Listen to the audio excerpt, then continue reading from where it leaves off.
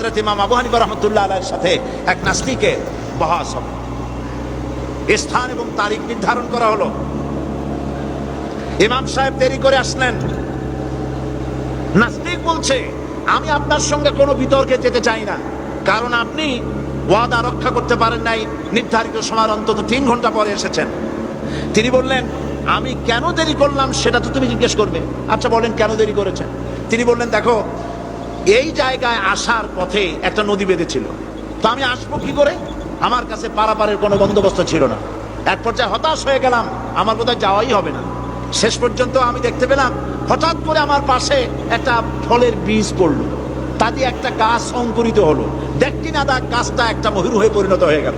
কই থেকে একটা করাতে সে গাছটা কেটে ফেলে দিল। ফটাফট কতগুলি তক্তা বেরিয়ে আসলো, কোথার থেকে একটা হাতুড়ি আর কতগুলি লোহা এসে ঠাস ঠাস করে বাড়ি লেগে একটা কিস্তি তৈরি হয়ে গেল। কিস্তিটার ধাবায় পড়লো নদীতে, আমি লাফ দিয়ে উঠলাম, তাই পার হয়ে আসতে যা দেরি হলো। নাস্তিক বলছে, আপনার সাথে আমি জানছিলাম যে আপনি অত্যন্ত বুদ্ধিমান মানুষ, কিন্তু যে ঘটনা শুনাইলেন আপনার স্ক্রু একটাও টাইট আছে বলে মনে হয় না, আপনার সাথে আর কোনো বহস নয়। তিনি বললেন, কেন? কই বহস না, আপনি বলছেন যে এইরকম একটা গাছ চারা হয়ে গেল, সাথে সাথে বিনা মিস্ত্রিতে গাছটা কাটলো, তারপরে এটা দিয়ে তক্তা হইলো, লোহা আসলো, হাতুড়ি হইলো, বিনা মিস্ত্রিতে কিস্তি তৈরি হয়ে গেল, নৌকা এটা পড়লো নদীতে, আর বিনা মাঝিতে আপনি পার হয়ে আসলেন। এটা কি আদৌ সম্ভব? ইমাম আবু হানিফা রাহমাতুল্লাহ আলাইহি বলছেন, তোমার সাথে আমি কোনো কিতাব দিয়ে ঝগড়া করব না, কোনো কিতাব দিয়ে আমি তোমার সাথে বহস করব না।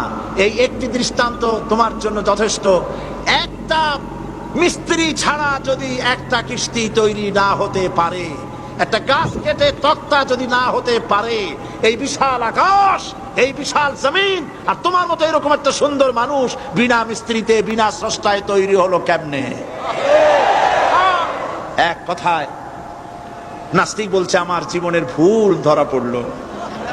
নাস্তিক বলছে, জীবনের ভুল ধরা পড়েছে, আমি মুসলমান হয়ে গেলাম। লা ইলাহা ইল্লাল্লাহু মুহাম্মাদুর রাসূলুল্লাহ। আসসালামু আলাইকুম। ভিডিওটি দেখার জন্য অসংখ্য ধন্যবাদ। ভিডিওটি শেয়ার করে দিন।